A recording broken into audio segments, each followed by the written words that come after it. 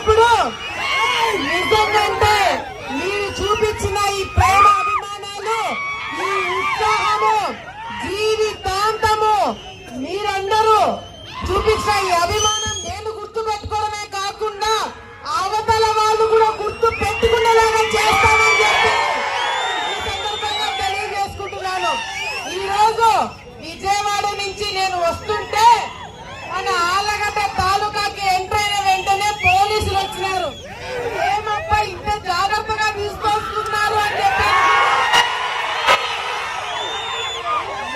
Police బండి పోతుంటే 5 సంవత్సరాలు నా మీద కేసులు పెట్టడానికి, లేకపోతే నన్ను పోలీస్ స్టేషన్ తీసుకెళ్ళడానికి, లేకపోతే జగన్మోహన్ రెడ్డి వస్తే నన్ను ఎక్కడికి కదలనీయకుండా ఇంట్లో కూర్చోబెట్టడానికి పోలీసులు వచ్చినారు. కానీ ఇప్పుడు నన్ను చాలా జాగ్రత్తగా ఇంటి వరకు తీసుకొస్తున్నా.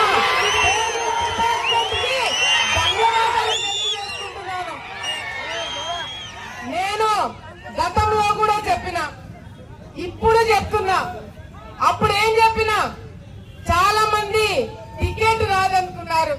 టికెట్ వచ్చిందా? చాలా మంది ఎన్నికల్లో గెలవలేమనుకున్నాము. గెలిచినామా?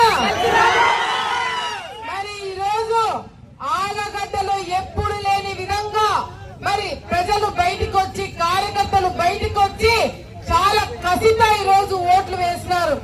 ఎందుకంత కసి ఉందంటే ప్రతి ఒక్క ఇంట్లో ఒక కేసు, ప్రతి ఒక్క ఇంట్లో ఒక ఇబ్బంది, ప్రతి ఒక్క ఇంట్లో ఈ రోజు బయటికి రానియకుండా కేసులు వేశారు.